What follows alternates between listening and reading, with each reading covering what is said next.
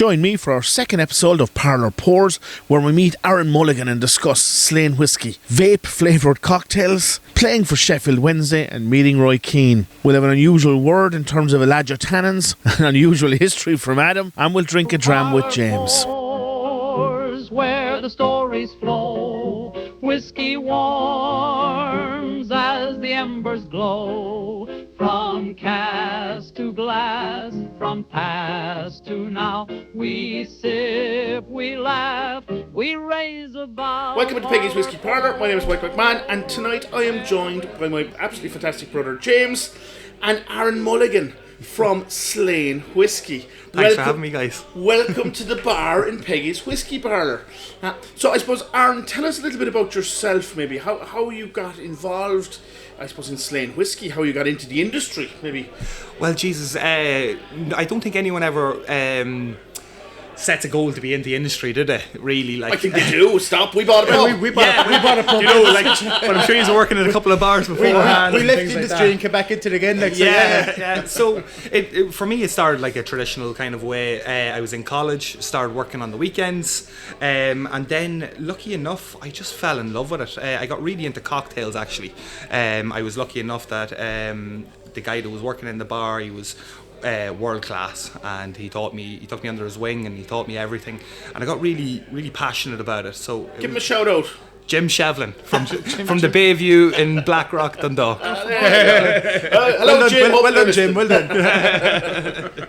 So yeah, it kind of just took off from there. Then I got really interested in it. I started working in different bars around Dundalk, and then it took me further afield. So I've ended up working everywhere from Australia to New York to Rome to London and back then to Dundalk as well. Yeah, very good. And just, I mean, obviously you worked in the trade in Dundalk, you cut your teeth there. If you were going for a pint, where would you go? Oh, definitely the Wee House. The Wee House. Yeah, the Wee House is a staple of Dundalk. Now, to be fair, that's actually where I poured my first pint. I was going to say, what makes it so special? I think you've answered the question. But it's tradition as well. It's a real traditional. It used to be an old, just a small little cottage house, and that they turned into a pub. I don't know how long ago, but it's been a tradition in Dundalk for a long time. Staple in Dundalk for a long time. So you've travelled around. You've done some fantastic jobs. You've mixed some cocktails. Yeah. You've drank some whiskey. You've poured some pints. Yeah. You know. Then you found your way into Slane. Yeah, so how did that come about? Yeah, so that all came through the cocktails, really. I was going around. I was doing a lot of work with Edward Dillon, specifically on Moet Hennessy brands, and I was lucky enough that I was part of a project called the Moet Hennessy Assemblage. So that's where they picked 40 bartenders from all over Europe, and they brought us to France, and they took us there. They took us through a whole brand immersion while we were there, and it was probably one of the coolest things I've ever done. Like, you're meeting 40 other bartenders that are passionate, and everyone has their own style and unique ways of doing things, and it was really inspirational. So after that, I kind of continued on, and with Edward Dillon owning Brown Foreman as well, the job came up, and I grabbed it as quick as possible, because I've been working with Edward Dillon for a long time, but I've started to work with them now. I suppose, and the question is, what is the job? Well, the job, it's brand ambassador. It's brand ambassador. Roll out the fancy title. Yeah. No, that's Go on. No, that's as fancy as it gets. You get to drink whiskey every night. Exactly. It's not a bad job. Like, you know, it's a brand ambassador job, but I look after Slane and a couple of the other Brown Foreman brands then as well. But I think I got the Slane job because I'm from the area and they can understand the accent more so than them. You know? So I suppose, tell us a little bit about Slane Whiskey. You know, interesting facts that we should know. Yeah, well, it's absolutely rooted in history. Slane itself, as in the place Slane in Meath, about 40 minutes north of Dublin. It's actually where, like, it's gone as far back as we've a tomb there called Newgrange, and it predates the Egyptian pyramids. St. Patrick's started Catholicism there outside the Roman Empire, and then it went on as far as us throwing big rocks concerts outside in our front garden. Yeah. So the only kind of leeway after that is whiskey, right? Yeah. And how did it come about? Like, how did that kind of? It doesn't seem like a natural progression from rock concerts to whiskey distilling. Well, I don't know. It sounds like a nice pair, right? But a wonderful pairing. yeah, so we actually, Alex, the co-founder of Slane Whiskey, he was a big whiskey fan, but he was always a big fan. It was always a big thing that whiskey music and just kind of atmosphere was all part of the same wheel, if you know what I mean. And he actually worked for a different company over in Australia, working with a whiskey company. And when he came back, look, a castle is very hard to maintain, so the concerts weren't just going to be enough, so they thought of different innovative ways to push it, different ways of making money and all that kind of stuff. So we brought out our first whiskey, and it was Slane Castle Irish Whiskey, and that was a blended whiskey that we got from a distributors. Fortunately, we lost that distribution, and the next bright idea was to build your own distillery. Wow. Yeah. Tell us a little bit about it. Yeah, so our distillery opened we started our distillery in 2015. We were lucky work with probably one of the biggest companies in the world in Brown-Forman, who own Jack Daniels and Woodford Reserve and so on and so forth. And they were in the market for an Irish whiskey, and for an Irish whiskey, I think it's all about the story, where it wants to go, the innovation of it, and it kind of, the two of them, the Cunningham family and Brown-Forman family just kind of clicked then when it came to it. Is it built on the grounds of Slane then? It is. It's built in our old stables. Okay. So we used to race like championship race horses, and we used to have blacksmiths that lived in the stables and all of this kind of thing. It was a full workforce that was there. But over the years, that kind of dwindled away. And lucky enough now, we're kind of generating them kind of people back into the distillery with working with our products. You know. And I suppose for the nerds and the geeks, how big is it? Like, I mean, what level of production is coming out of it? Or if you can say, I don't know, some people can't. Yeah, no, I don't.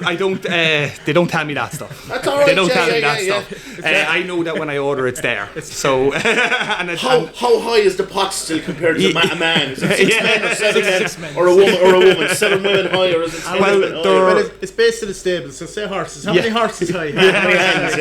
Well, they're about 15,000 litres.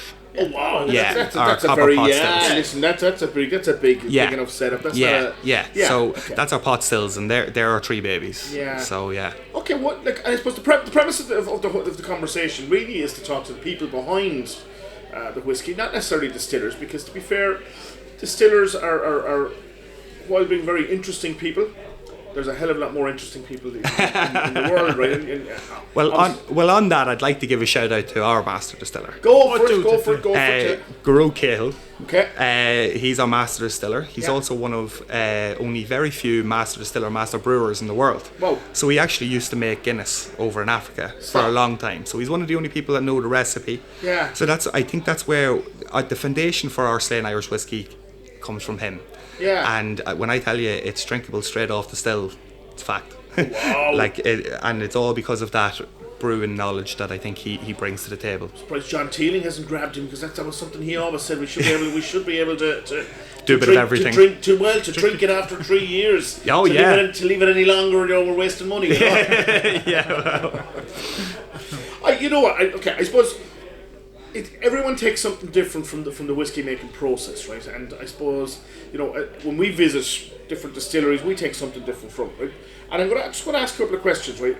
And it's not meant to be technical. It's just, I suppose, your understanding or what you think of it. Like, I mean, like for you, like, I mean, what would be maybe the one thing in the whiskey making process that's the most important, yet people actually overlook or they misunderstand?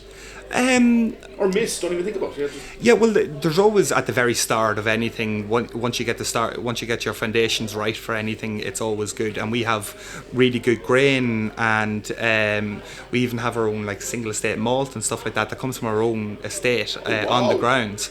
So that should be coming out in the pipeline. That's very important. And it's good to know exactly where it comes from, how it's been treated, how it's been harvested, and then what's the use of it then in your whiskey, and then what you do with it afterwards. I always find it fascinating that people don't really take any heed to really.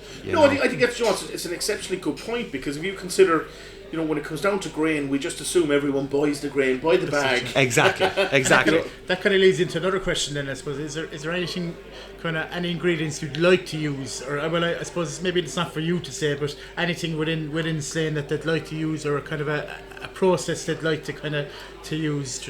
I'm not quite sure, but I do have some ideas on it. When it comes to it, like I think if you can use anything that's Irish, Irish grown or Irish supplied is always a good thing. You know, and you're able to kind of then back each other then through that, and I always think that's kind of the best way to do things. True. It's a good point. I mean, okay, you mentioned pouring your first pint, right? Yeah. But I mean, what event or who has had the most impact on you to bring you into this trade or while in this trade? Probably the first ever cocktail competition I done. Go on, tell us. So it was in Catex. It was for the Bartenders Association of Ireland. And it's a real formal cocktail competition. There's a lot of rules, different ways that you hold the glass, all this kind of stuff. There's a lot of procedures into making the cocktail. And when I got there was about 40, maybe 50 bartenders, and I got to meet them all. Went around each one of them. They were all from like Sligo, Galway, Cork, all over Ireland. And we were all kind of just starting out and wanting to kind of make our own little stamp on things as well. But it was nice to see what other people were doing, because I'm from Dundalk, so you have to leave where you are to see what's different, you know. And that was probably the biggest eye opener for me. I was lucky enough that I won Best Newcomer that year. Congratulations, that's a big deal, Yeah, and it was just so much fun, and even through that's actually how I first started to work with Edward Dillon. They were the sponsors of the competition, and I met my advocacy manager now, Alan Kavanagh, and I was just inspired ever since then. And can you remember what the cocktail was? Yeah, it was a rum. Go on. That I don't look after. Go on, you might as well go for it, like we're here. Yeah, no, we had a Bacardi. I had a Bacardi cocktail, and there was cucumber and basil with it as well, and a bit of champagne. And I suppose you obviously are, being a mixologist, you're into cocktails. What is your favourite cocktail? I love a cocktail called a Negroni. Yeah. If you've heard of that before, it's a 3-ingredient cocktail. It's very simple. When I was working in Australia, I used to manage a rum bar there, but I was the only Irish guy there, and everyone else was Italian. Wow. So at the end of the night, we would sit down and we'd have our debrief on a Negroni. Yeah. Now, a Negroni isn't everyone's acquired taste, but practice makes perfect. You know. And then just from a mixologist perspective, which cocktail do you hate making? Oh, porn star martini all day, all day. Why? That seems to be the most popular one. It's the most popular, and I think that's why we hate. I think that if you ask any bartender, I think that's what they're. You buy that in a bag. I know a couple of big companies that are selling it in a bag. Oh, absolutely, and in bottles and the whole shebang. Yeah. But it's just something for me. It's just not. It's just not really like a sessionable, drinkable. Okay. I like a boozy cocktail anyway myself. So, but with making it, it just seems like a lot of effort for nothing too special. I get it. And I suppose still on the cocktail team, so right? Because in terms of Slane Whiskey, what's your favourite cocktail to make using Slane Whiskey? Well, I've actually got a great story behind that. As you know, Slane's known for its concerts. Yep. And we usually have the likes of Metallica or AC/DC or Tin Lizzy or U2 and all that kind of stuff. But last year, or the year before even, we had Harry Styles, which was a little bit of a slightly different demographic. And it was kind of left up to myself to create the cocktails for that whole concert. And it wasn't until after, like the demographic was 100 ladies to 1. You know, compared to what it usually was like. So it wasn't until afterwards I created the cocktails that I realised that they were all different vape flavours. Oh, stop. Oh, God, okay, yeah.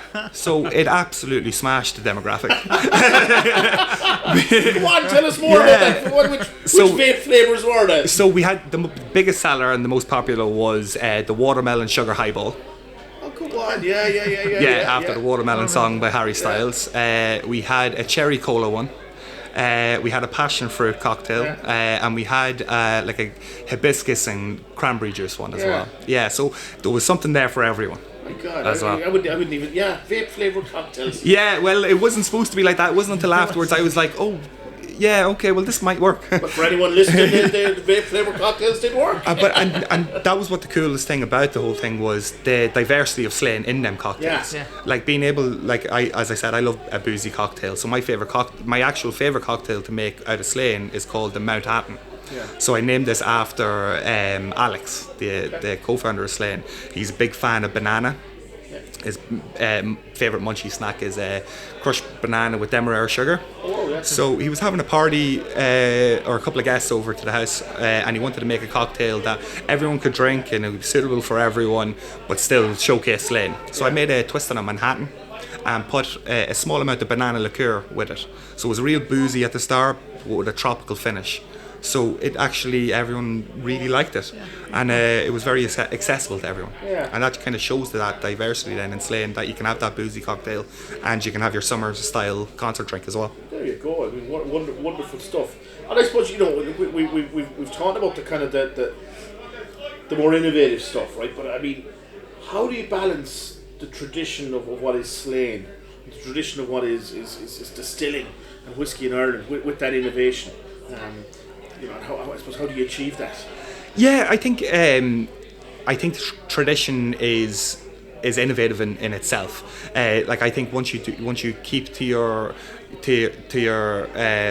ethos of the brand and keep that tradition going through, you're going to get this new innovation as your brand grows anyway, and you start moving into different areas. Yeah. And yeah, it's always, you're always trying to be see what the next step is. But I think kind of putting it into that history part of it as well is definitely, or tradition is definitely the best way to do it. I fully agree with you, right? I mean, traditional bars, traditional processes such as whiskey making, Yeah. you know, they definitely lend themselves to innovation, and Yeah. it's rooted in it. You know, and it's part of the tradition almost. Yeah, and you know? with us, we're lucky enough now that we have quite a few different types of stills, and we kind of innovated when it came to our column still. Yeah. So our column still isn't two regular 5-story columns.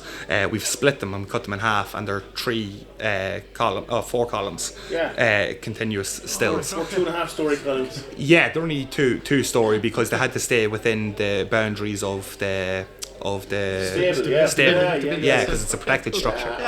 Yeah. There you go. Yeah, so that was quite innovative that way, and it was the reason why we have our column stills and we have our pot stills is so if we want to, we can make whatever kind of whiskey we want. Yeah. So back to the whiskey again now. You're kind of saying, like, whiskey's been described as a kind of a story in a bottle. Yeah. What story would Slane tell?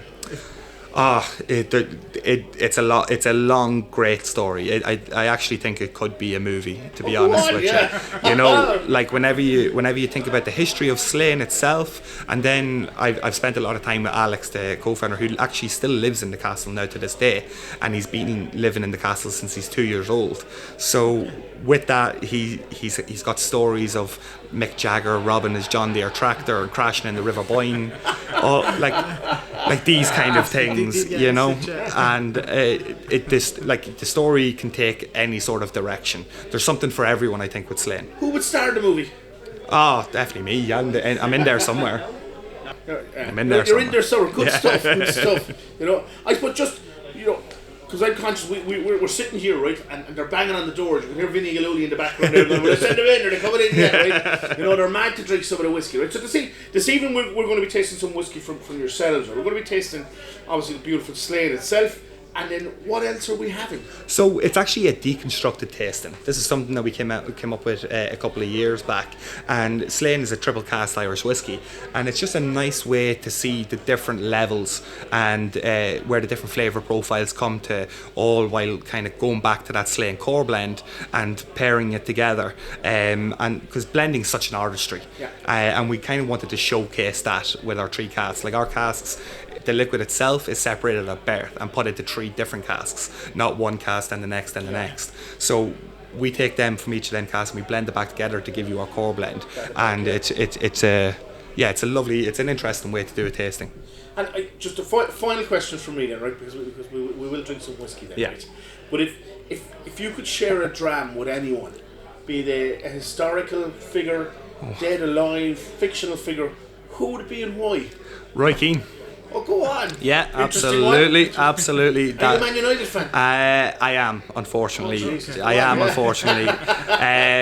But I'm a huge Man United fan, and I'm a big fan of Roy Keane. He'd be so that'd be the guy I'd love to have a sit down conversation. I met him once before. I actually used to be a professional soccer player myself, so I used to play for a team called Sheffield Wednesday. Hang on, we're only hearing about this now. Go on. No, listen, hang on a minute. Right at the end, it gets thrown in, right? You know, mixology, traveling the world, living in Australia, running a bar. Well, you can see how the football career stopped. And now you played for Sheffield Wednesday. Yeah, I played for Sheffield Wednesday. I played for Ireland a couple of times as well. And Go on, tell us more. So playing over in Sheffield was great. I was there for about 3 years. And one of the times when I met Roy Keane was he was the manager of Sunderland, and he came to watch one of the academy games, and just got to say hello to him at the end of it, and it was just really cool. Centre half. And then moved out to right back when I stopped growing. So and why did it finish? It's a hard industry. Like there's thousands and thousands of young fellas that go over every single year, and some of them just slip through the gaps, you know. Like it's kind of the top kind of 1% of it that make it. And really I'll tell you now, it's fact. It's all luck. Yeah. Every single bit of it's luck.